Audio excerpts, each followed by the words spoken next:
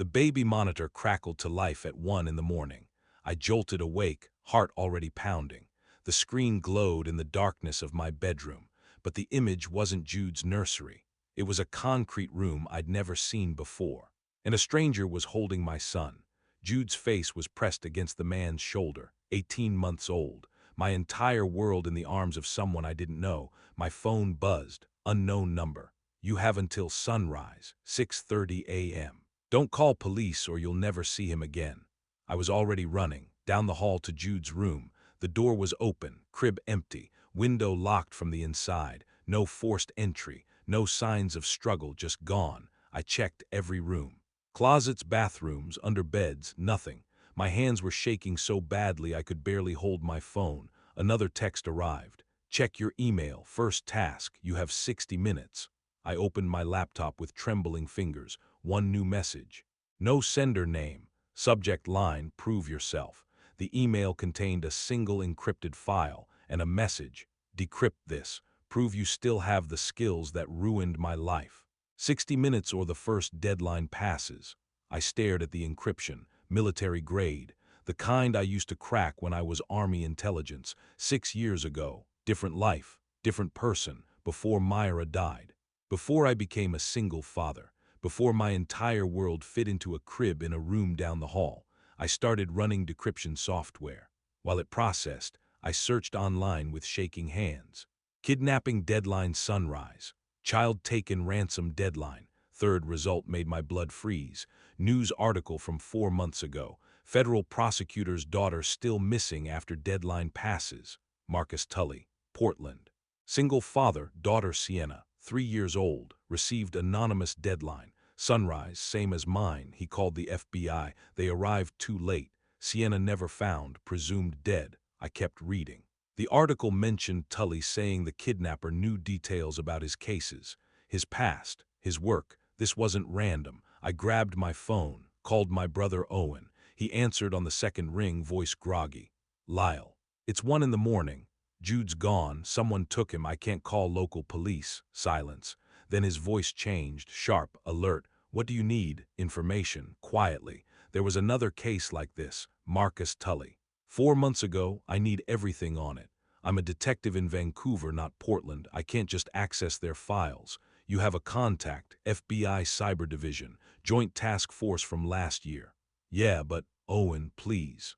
I have 5.5 hours until sunrise. Someone has my son. Another pause. Okay, I'll call him. Say it's an ongoing investigation. Keep your name out of it for now. What else?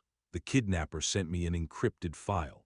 Military grade, it's something from my past. Army intelligence days. Afghanistan? I think so. My laptop beeped. Decryption complete. 52 minutes. I'd made it with 8 minutes to spare.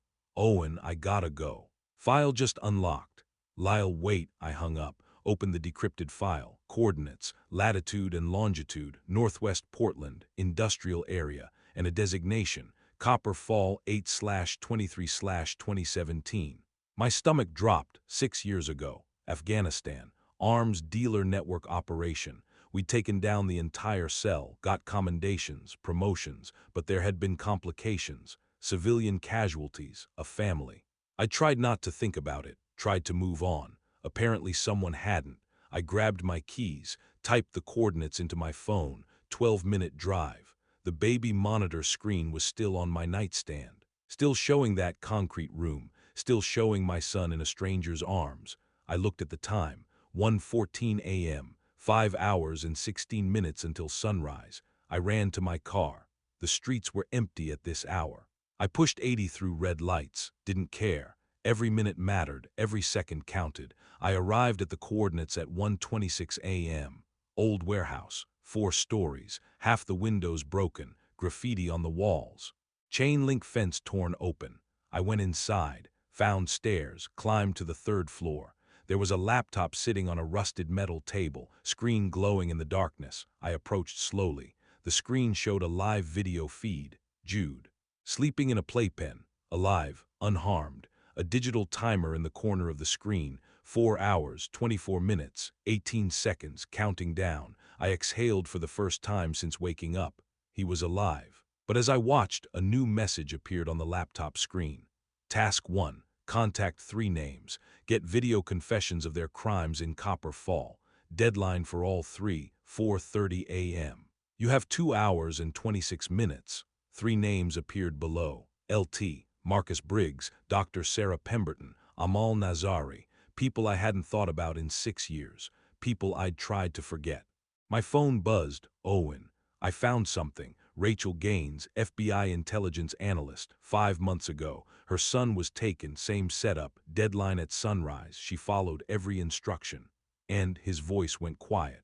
They found her son dead in a storage unit. She did everything right. He died anyway. I looked at the countdown timer, 4 hours, 22 minutes, and the terrible certainty settled over me. This wasn't about ransom. This was about revenge. I tried calling LT, Briggs first, straight to voicemail, tried again, voicemail. Third time the phone was off. He'd blocked me or shut it down. I checked the list again. Dr. Sarah Pemberton, Lake Oswego. 20 minutes away. Amal Nazari, Tacoma, Washington, 3 hours north. No time to drive to Tacoma and back. I called Pemberton. She answered on the 5th ring, voice thick with sleep. Hello, Dr. Pemberton, it's Cashin Drake. From Copper Fall, silence. Cashin, it's 2 in the morning. What's, my son has been kidnapped. I have until 4:30 to get video confessions from people involved in the mission. You're on the list. What? I don't understand. Kidnapped. Have you called? I can't call police. If I do, he dies. I need you to confess on video about what happened in Afghanistan. The Kahani family. Long pause. I signed NDAs, federal contracts. I could lose my license. Face charges. My son is 18 months old. Please. I'm sorry, I truly am, but I can't help you. She hung up. I got in my car, drove to her house. 15 minutes through empty streets. Her porch light was on when I arrived.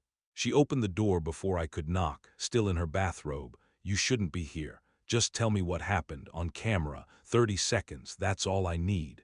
And then what? I lose everything I've built. Go to federal prison. A child's life is at stake. She looked at me with something like pity. I know, but it's not just my career. There were contractors involved, private security, people who don't forgive broken NDAs. I have a daughter, Cashin. I can't put her at risk. Then tell me about the Kahani family, off camera. Just help me understand what I'm dealing with. She hesitated, then stepped aside. Let me in. We sat in her kitchen. She made coffee, neither of us drank. Copper Fall had problems from the start, she said quietly. The intel was thin, circumstantial. LT Briggs was eager to move forward, too eager. I flagged concerns in my psych evaluation. What concerns? That the team was more focused on career advancement than accuracy, that we were rushing into a raid without proper verification. But you signed off anyway. I did. Why? She looked down at her coffee. Because I was afraid of being the one who delayed a mission that could have saved lives. Because everyone else was pushing forward and I didn't want to be the obstacle. Because I was a coward. What happened to the Kahani family? Idris Kahani. His wife, 2 children, ages 4 and 7. They lived above the target location. We thought the building was empty. Residential levels were supposed to be evacuated. But they weren't. Number Idris was wounded in the raid. His wife and children were in the room when the flashbangs went in.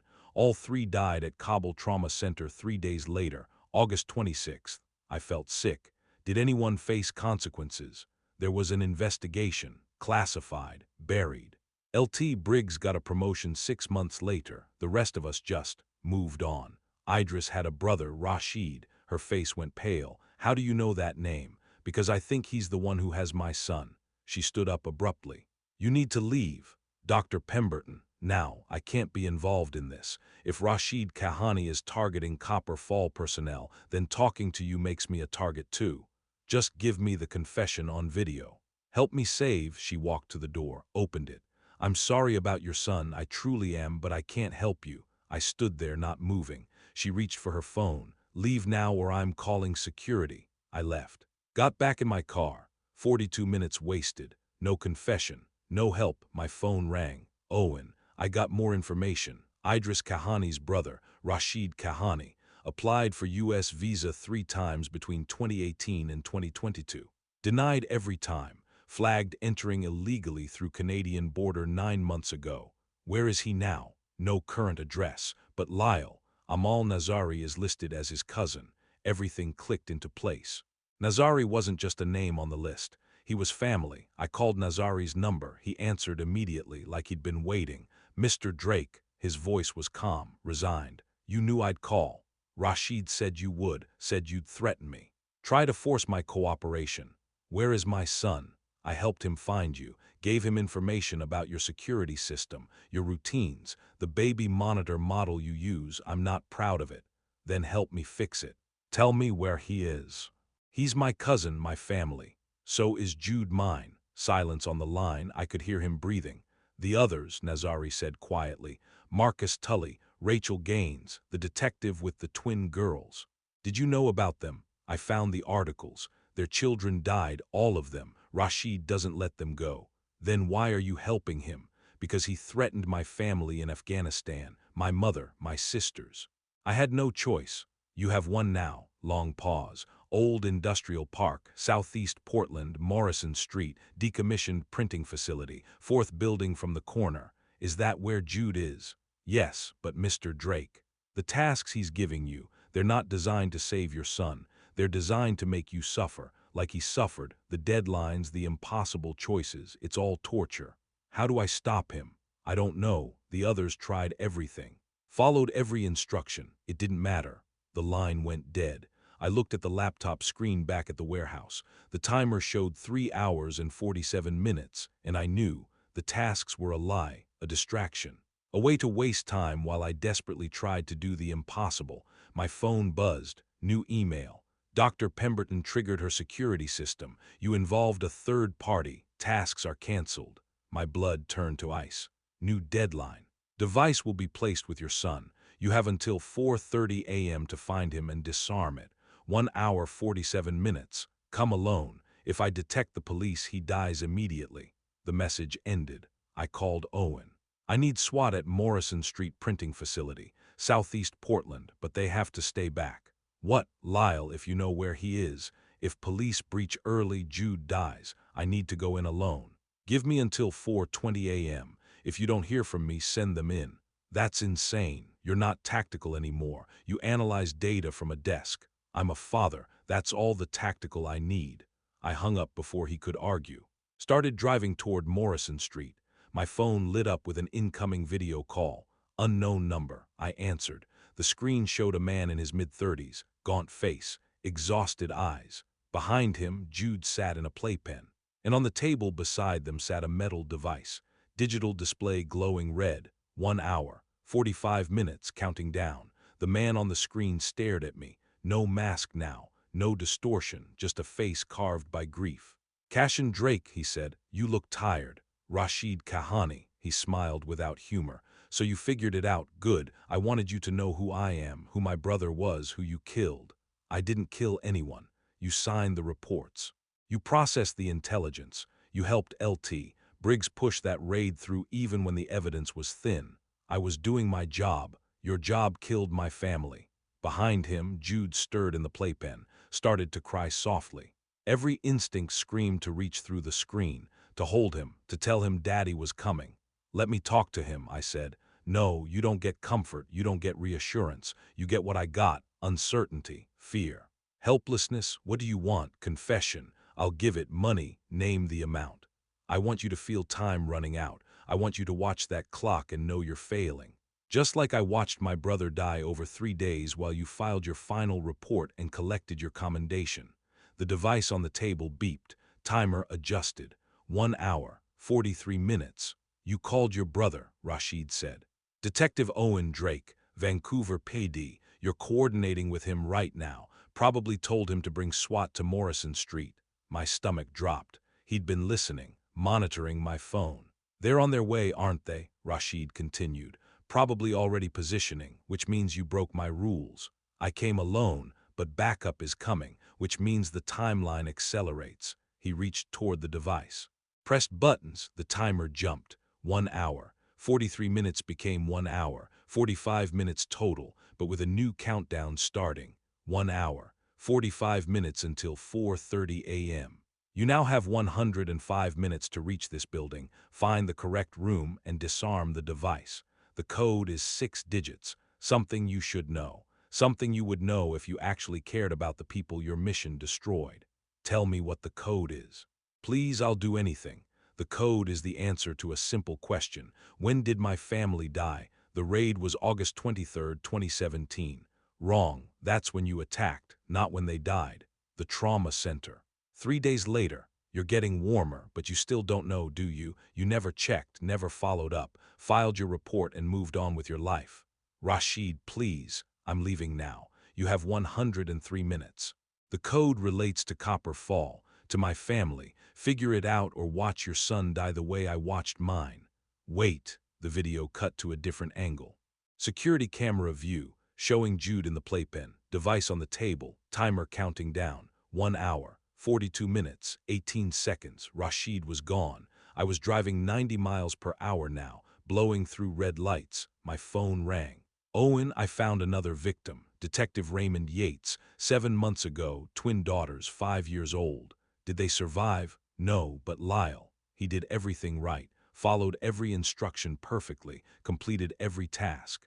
The kidnapper gave him a deadline and specific objectives. And he finished with 20 minutes to spare, called the number he was given. The kidnapper told him where to find his daughters, but they were already dead. Yeah. Autopsy showed they'd been dead for hours, before the tasks even started, before the deadline began. The whole thing was theater, torture, making him think he had a chance when he never did. I gripped the steering wheel. So Jude might already be. I don't know, maybe this is different, maybe. It's not different, Owen. It's the same pattern. Rashid isn't trying to ransom Jude. He's trying to break me. Then why give you tasks at all? To waste my time. To make me suffer, to watch me scramble and fail. I could see the industrial park ahead, Morrison Street, 4 large buildings. I'm here, I said. SWAT is 2 minutes out. They're holding position 3 blocks away. Tell them not to move until 4:20. I need time. Lyle, if this guy is just going to kill Jude anyway, then I'll die trying to save him. But I won't let SWAT breach early and give Rashid an excuse to detonate early. I hung up, parked in front of the 4th building, old printing facility, windows broken, walls covered in graffiti. I got out. The air was cold. 3:47 a.m., 43 minutes until the device detonated. I went inside. The ground floor was empty, old machinery, broken equipment, pools of stagnant water. I found stairs. 2nd floor, same. 3rd floor, east wing. A door marked with chalk. A simple X. I opened it. The room matched the video feed. Concrete walls, single overhead light, playpen in the corner, Jude inside, sleeping, sedated probably, but breathing, alive. The device sat on a metal table. Digital display, 0:41 and 22 seconds, counting down. Below it a keypad, small placard, enter 6-digit code, and smaller text, 3 attempts permitted. 4th incorrect entry equals immediate detonation. Code relates to Copper Fall. I approached slowly, checked the room. No cameras visible, no Rashid, just me, my son, and a bomb with 41 minutes left. I pulled out my phone, called Owen. I found him, he's alive, but there's a device, I need information fast. What do you need? Casualty records from Copper Fall, August 2017, Kabul Trauma Center. Idris Kahani and his children, exact date and time of death. On it, my FBI contact is pulling the files now. I stared at the keypad, 6 digits, 3 attempts. The code is when his family died, not the raid date. The death date, August 26th, but how do I format it? Month, day, month, year. And what about the time? 40 minutes left. My hands were shaking. Owen called back. Got it. Idris Kahani died August 26, 2017, 21:00 hours local time. That's 9 p.m.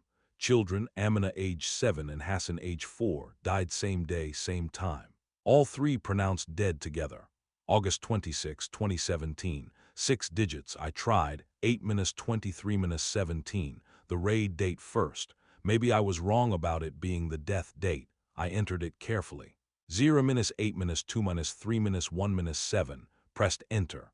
The device beeped. Display flashed. Error attempt 1 of 3 failed. The timer jumped. 40 minutes became 22 minutes. Lost 18 minutes as penalty. My heart was hammering. 2 attempts left. 1 mistake from immediate detonation. 22 minutes until my son died. And I still didn't know the code. I stared at the device. 21 minutes left. 2 attempts remaining. August 26, 2017. That had to be it. The day they died. I entered 8 minutes 26 minutes 17. Pressed enter. The device beeped. Error attempt 2 of 3 failed. The timer jumped again. 21 minutes became 12 minutes. Lost 9 minutes. 1 attempt left. Next mistake kills Jude immediately. I backed away from the device. Hands shaking so badly I could barely hold my phone. Think. Rashid said the code is when his family died. I tried the raid date. Wrong. I tried the death date. Wrong. What am I missing? The door behind me opened. Rashid walked in. No weapon visible. Just tired eyes and a face carved by loss. 2 attempts gone, he said. 1 left. 12 minutes on the clock. Just tell me the code. Why would I do that? Because you've made your point. I understand what you lost. I understand the pain. You understand nothing. He walked to the playpen. Looked down at Jude, 18 months old. Same age Hassan was when you killed him.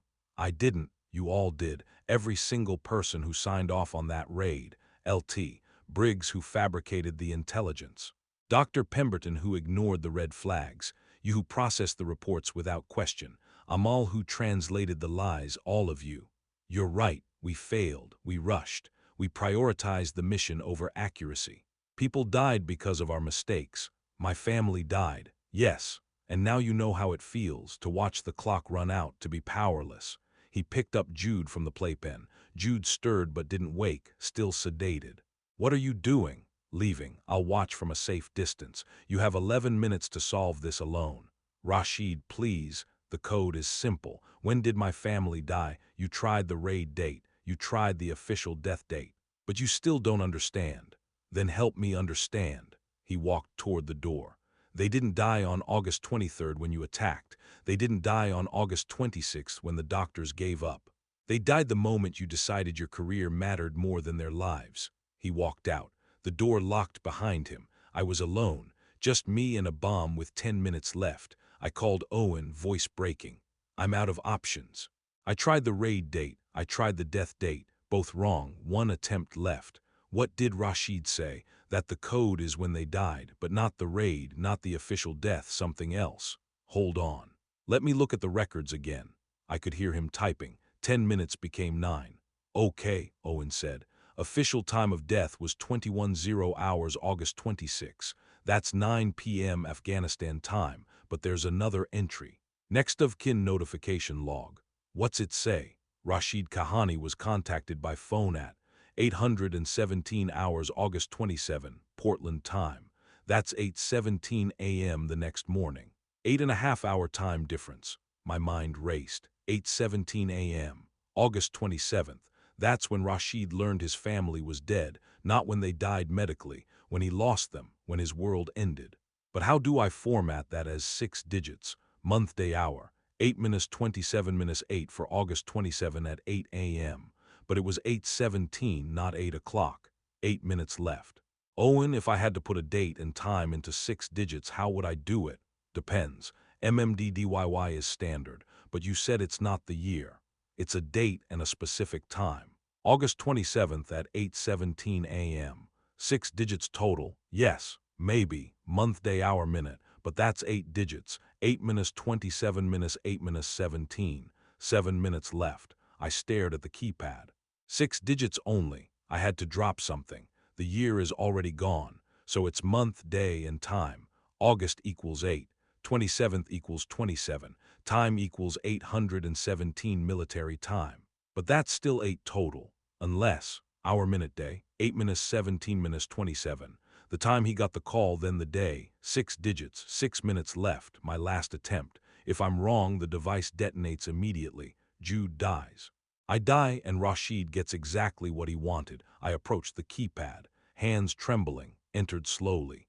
0 minutes 8 minutes 1 minute 7 minutes 2 minus 7, stared at it. This had to be right. The moment Rashid's life ended. 8:17 a.m. August 27, when the phone call came. When he learned his family was gone. 5 minutes left. I pressed enter. The device beeped. Display went blank. Then, code accepted. Disarm sequence initiated. The timer froze at 4:47. 4 minutes and 47 seconds from detonation. The display went dark. Device powered down. I collapsed against the wall. Couldn't breathe, couldn't think. Just grabbed Jude from where Rashid had set him down, held him against my chest. He was warm, breathing, alive. The door burst open. Rashid stood there, holding a gun. "You solved it," he said quietly. "I didn't think you would. Let us go, it's over." The others didn't solve it. Marcus Tully, Rachel Gaines, Detective Yates. Their codes were different. Impossible, maybe. Or maybe they just didn't have the right help. Why give me a real chance? Because I wanted to see what you'd do. Follow my rules and fail, or break them and maybe succeed. He raised the gun, pointed it at me. "The device is disarmed. Jude is safe, but you still need to answer for what you did. Then shoot me. Let Jude go first." Owen's voice from the hallway. "Drop the weapon." SWAT flooded the room. Red dots covered Rashid's chest. He didn't lower the gun, looked at me instead. "Tell the families. Tell them their children died because LT Briggs wanted a promotion, because Dr. Pemberton was too afraid to speak up, because all of you chose convenience over truth." He turned the gun toward SWAT. "Don't," I started. 3 shots. Rashid fell. Gun clattered across the floor. Outside, through the broken windows, the sky was turning gray. Almost sunrise. 4:28 a.m. 2 minutes before the device would have detonated. 2 minutes before the original 4:30 a.m. deadline. I held Jude tighter. His eyes fluttered open. Sedative wearing off. He looked at me, didn't understand where he was, didn't understand what had almost happened, just saw his father, and reached for me. "Dada." I couldn't speak, could only hold him, while SWAT secured the room. While Owen checked Rashid's body, while the sun broke the horizon. 6:30 a.m. Sunrise, the original deadline. We'd made it. Barely, but we'd made it. Owen pulled me to my feet. "We need to get you both checked out. Paramedics are downstairs." I couldn't let go of Jude, couldn't stop holding him. Owen gently guided us toward the door. SWAT was clearing the rest of the building, checking for additional devices. Making sure Rashid had been working alone, we descended the stairs slowly. Outside, the industrial park was flooded with emergency vehicles, ambulances, police cruisers, FBI vans. Everyone who'd been told to stay back had moved in the moment SWAT fired. A paramedic approached. "Sir, let me check your son." I finally released Jude, handed him over, watched as they examined him, checked his vitals. Looked in his eyes. "Sedative is wearing off," the paramedic said. "Probably midazolam. He'll be groggy for another hour, but he's fine. No injuries, no signs of harm." I sat down hard on the ambulance bumper. Everything hit at once. The fear, the terror, the certainty that I was going to lose him. Owen sat beside me, put a hand on my shoulder. "You did it." I shook my head. "Marcus Tully didn't. Rachel Gaines didn't. Detective Yates didn't. Their kids are dead. But Jude's alive. Because I broke the rules, because I called you, because you had an FBI contact who could pull classified records in minutes. You solved the code. That's what saved him." I guessed. 3 attempts and I guessed right on the last one. An FBI agent approached. 50s, gray suit, hard eyes. "Mr. Drake, Agent Reeves, I need to ask you some questions." For the next 2 hours, I told them everything. The baby monitor, the encrypted file, the tasks, the warehouse, Dr. Pemberton, Amal Nazari, the printing facility, the device, the code. Reeves took notes on everything. "Rashid Kahani entered the country illegally 9 months ago," he said. "We've been tracking him but lost contact 6 weeks ago. Didn't know he was in Portland.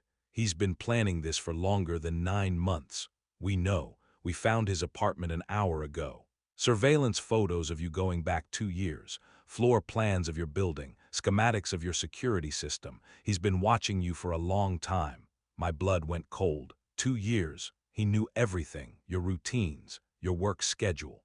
When Owen visited, when you took Jude to the park. Everything. How did he get into my apartment? Hacked your router. Standard vulnerability in the model you have. He accessed your baby monitor, your security cameras, probably your laptop too. I felt sick. 2 years of being watched. 2 years of Rashid planning how to destroy me. There were others, I said. 4 other victims. Marcus Tully, Rachel Gaines, Detective Raymond Yates, someone named Morrison. Captain David Morrison. Army intelligence, 6 months ago. His son Tyler was 6. Were they all connected to Copper Fall? different operations, but same pattern, civilian casualties, questionable intelligence. Rashid researched everyone involved in operations that killed Afghan civilians, found the ones with young children, single parents when possible. Why single parents? More isolated, fewer support systems. Easier to break. Reeves closed his notebook. We'll need you to testify. There's going to be an investigation into Copper Fall, LT. Briggs is already being brought in for questioning. Good. Dr. Pemberton, too. She knew the intel was bad. She signed off anyway. A lot of people are going to face consequences for what happened 6 years ago. He stood.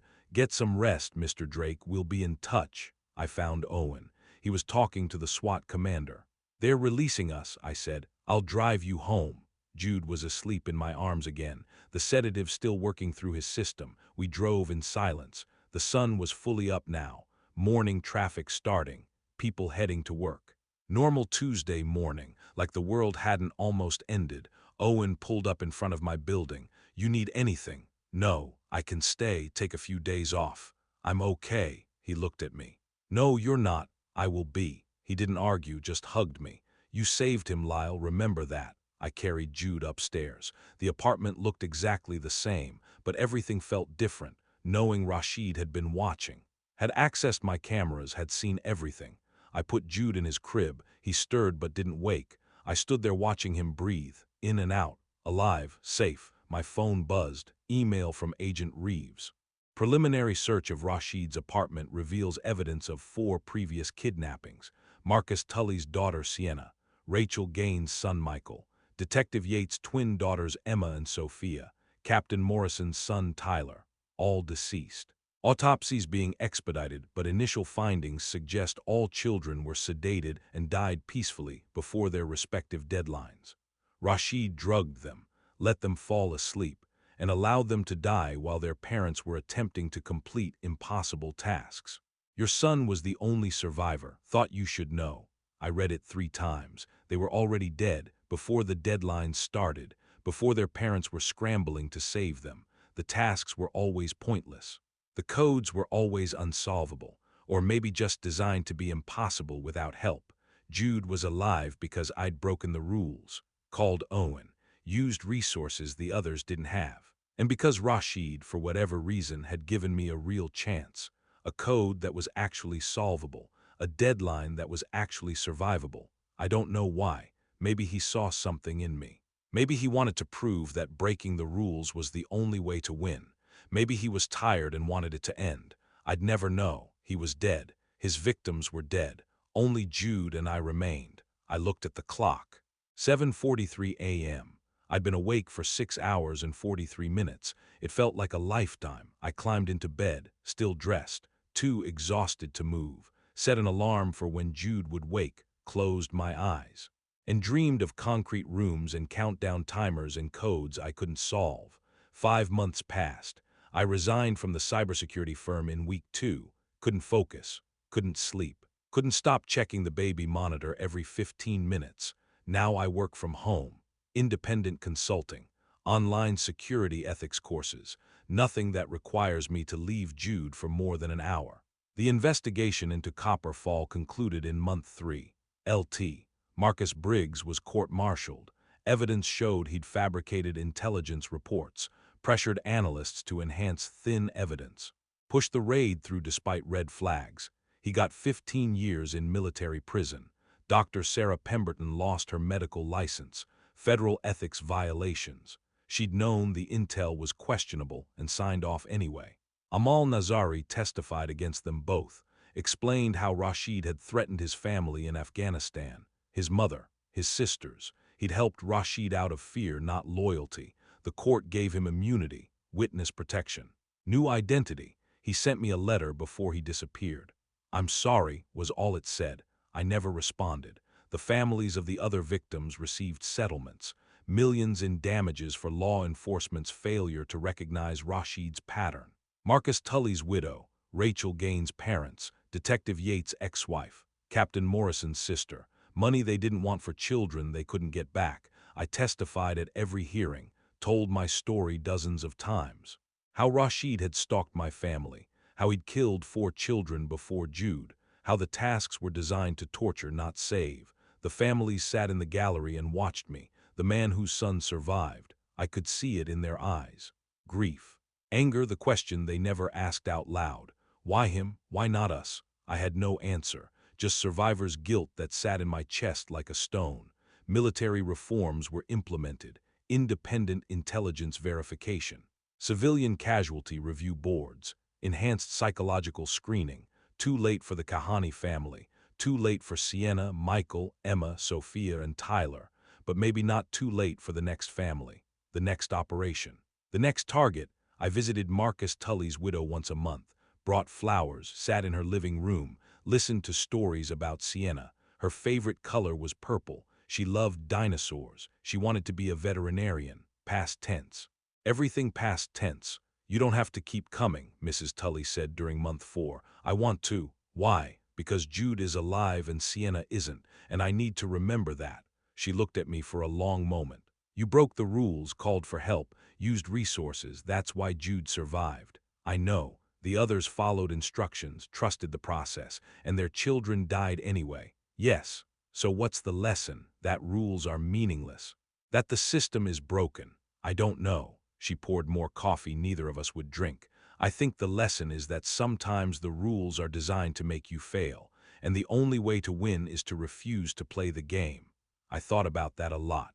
Rashid had designed an unwinnable scenario, impossible tasks, codes that couldn't be solved without information the victims didn't have, deadlines that passed while parents desperately tried to save children who were already gone. The only way to survive was to break the system entirely, call for backup, use outside resources, refuse to play by the kidnapper's rules, but that required recognizing the game was rigged. And most people in crisis just tried to follow instructions, tried to be good, tried to do what they were told, and died because of it. Owen visited every week, brought groceries, played with Jude, checked the security system I'd upgraded 3 times. You doing okay? He asked during month 5. No, therapy helping, some, nightmares, every night. He didn't push. Just sat with me, watched Jude play with blocks, present without demanding anything. That was enough. Jude turned 2 years old in month 4, had no memory of that night, too young, too sedated. Just a normal toddler who loved trucks and hated broccoli. I was grateful for that. At least one of us could forget. 1 year later, the alarm goes off at 6:30 a.m. I'm already awake, have been since 4:11. The time I entered the code, my body remembers even when I try to forget. I get up, check the baby monitor even though Jude sleeps in the room next door now. Screen shows his toddler bed, empty, spike of panic. Then I hear him in the kitchen, Owen's voice. Easy, buddy, let me get the milk. My brother stayed over last night, does that twice a week now, says it's to help, really it's to make sure I sleep. I walk to the kitchen. Jude is at the table with cereal, 2.5 years old now, growing fast. Dada, he grins. Unka Owen made breakfast. I sit down. Owen pours coffee. We don't talk about that night anymore. Everything's been said. But it's always there. Hovering, I check my watch. 6:47 a.m. Do it constantly, every few minutes. Therapist calls it hypervigilance, says it might fade. Been saying that for a year. Hasn't happened yet. I teach online now. Security ethics course. When intelligence fails, the human cost of bad data. Guest lecture at universities sometimes. Use Copper Fall as the case study. Never mention it was personal. Students ask how to prevent mistakes like that. I tell them the truth. You can't prevent all of them, but you can slow down, question assumptions. Remember that data represents real people, real lives. Wonder if they'll remember when it matters. Probably not. I didn't remember my professor's warnings. Some lessons only come through blood. Once a month I visit the Memorial Garden, small plot in Washington Park, dedicated to Rashid's family. Idris, Amina, Hassan. I leave flowers, stand there in silence. I'm sorry we failed you, I whisper. Sorry your brother's grief became violence. Sorry revenge solved nothing. 5 children dead, Rashid dead. No winners, only survivors. My phone buzzes. Email from the support group I started. Parent whose child was taken last month. Different kidnapper. Similar deadline. They survived. Used my advice. Break the rules if you have to. The deadline is designed to break you, not save your child. one more family intact, small victory, but a reminder most don't make it. I look at my watch, 8:17 a.m. The code, the moment Rashid's world ended. I think about time constantly now, how we measure everything by it, race against it, lose to it. Copper fall happened in minutes, bad intel rushed decisions, lives ended. Rashid's revenge took years to plan, hours to execute, seconds to end. Jude's kidnapping lasted 5.5 hours, but it echoes forever. Time doesn't heal, it just gives you distance from the wound. Jude brings me his toy truck. Play Dada, I sit on the floor with him. Build a road with blocks, think about how every moment is borrowed. Every morning is victory against a deadline that almost won. My phone alarm goes off. 8:30, time to start work. But first, one more check of the locks. One more glance at the security cameras. One more look at Jude, safe, alive, oblivious to how close he came. Maybe someday the panic will fade, maybe not. Either way, I'll keep checking, because the parents who didn't check, who trusted, who assumed safety, their children didn't come home, but Jude did, and that has to be enough, even when it doesn't feel like it, even when 4:11 a.m. wakes me every morning, even when every sunrise brings remembered terror, even when every baby monitor crackle spikes my heart rate. Survival is enough, barely, but enough. Jude knocks over the block tower, laughs. Again, Dada, I rebuild it, again and again, because that's what you do. You survive, you rebuild. You keep going, even when the clock never stops ticking in your head, even when you know how close you came, even when you carry the weight of those who didn't make it. You keep going, for the child who doesn't remember, who doesn't know how the world almost ended, who just wants to knock down blocks and laugh. That's enough. It has to be. I check my watch one more time. 8:43, still ticking, always ticking, but we're still here, still breathing, still building towers just to knock them down, still surviving, 1 minute at a time.